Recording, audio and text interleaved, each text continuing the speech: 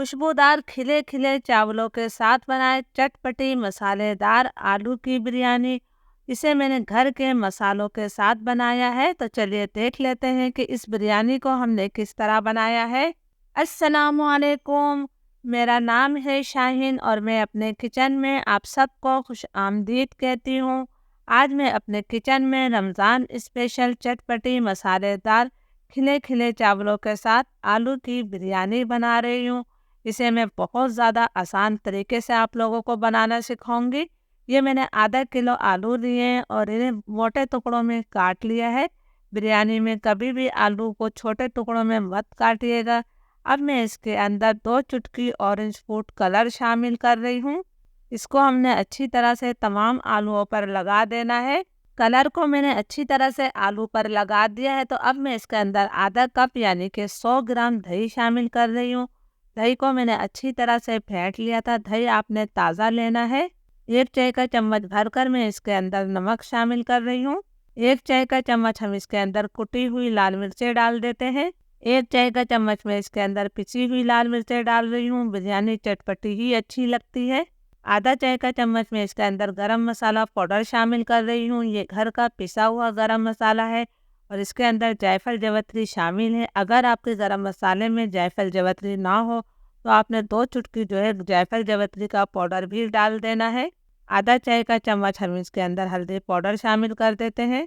1 खाने का चम्मच भरकर मैंने इसके अंदर अदरक लहसुन का पेस्ट शामिल किया है। ये मैंने 1 खाने का चम्मच कुटा हुआ साबुत धनिया लिया है। इससे बहुत अच्छी खुशबू आएगी बिरयानी में। 1 चाय का चम्मच कुटा हुआ ज़ीरा है। 1 चाय का चम्मच कुटा हुआ जो है सौंफ है, इसे भी हमने डाल दिया है।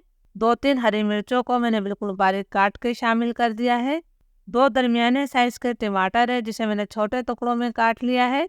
आधा चाय का चम्मच में इसके अंदर कुटी हुई काली मिर्च शामिल कर रही हूँ। अब हम तमाम मसालों को हाथों की मदद से अच्छी तरह से मिक्स करेंगे।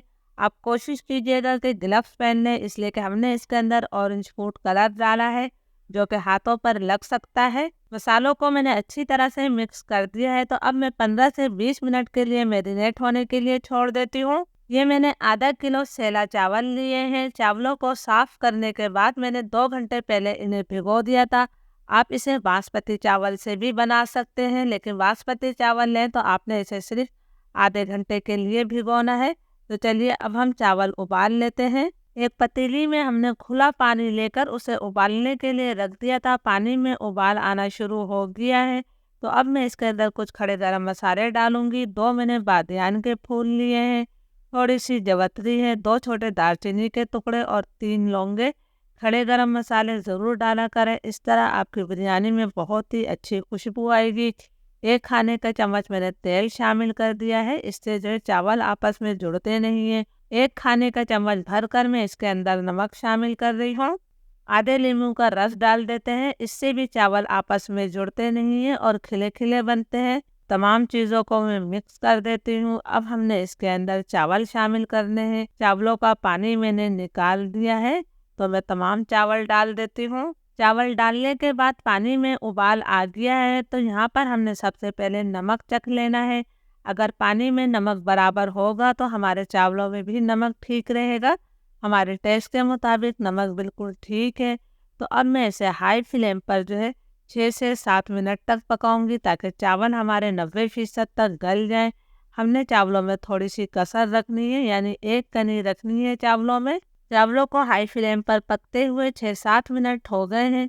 तो अब आपने चावल का एक दाना लेना है और हम चेक करेंगे कि चावल हमारे कितने फीसद तक गल गए हैं।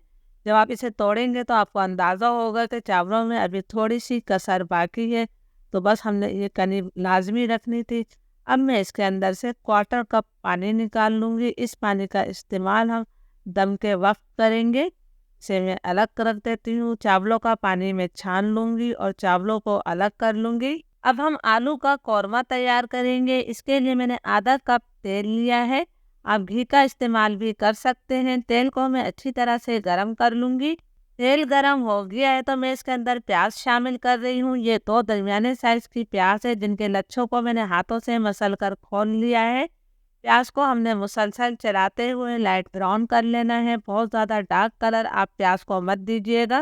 پیاز ہماری لائٹ براؤن ہو گئی ہے تو اس میں سے تھوڑی پیاز کو میں نکال لوں گی. اچھی طرح سے دباتے ہوئے ہم نے نکالنا ہے تاکہ تیل جو ہے واپس ہماری کڑھائی کے اندر جائے.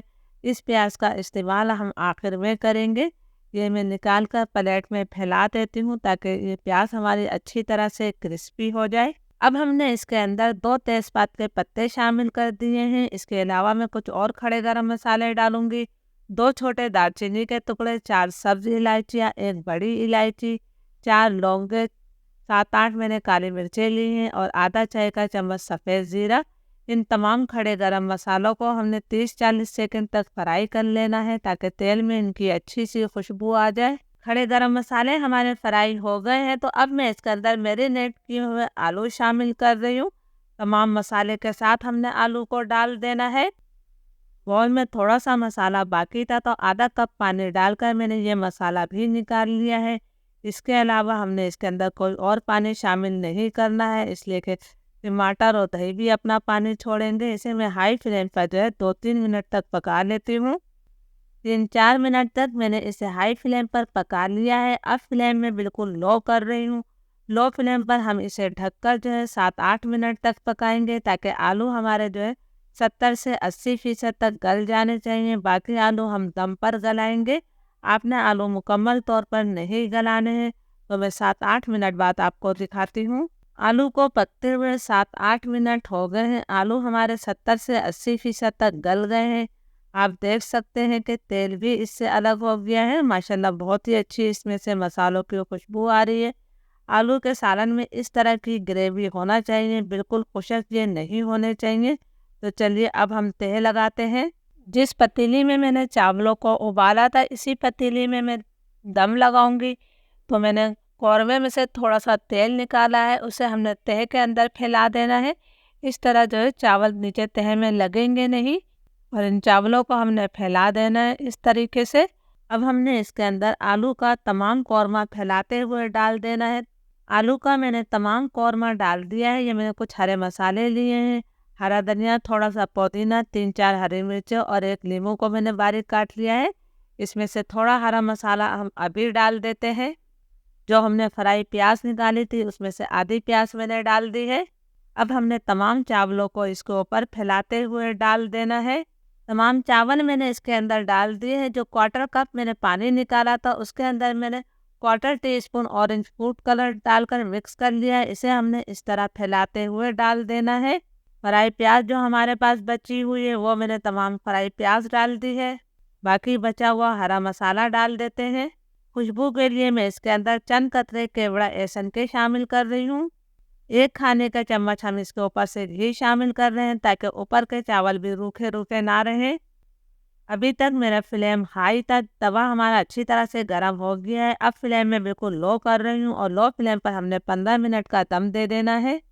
15 منٹ ہو گئے ہیں، ہمارے چاولوں میں دم آ گیا ہے. ماشاءاللہ بہت ہی چٹپٹی خوشبودار کھلے کھلے چاولوں کے ساتھ ہماری آلو کی بریانی تیار ہے.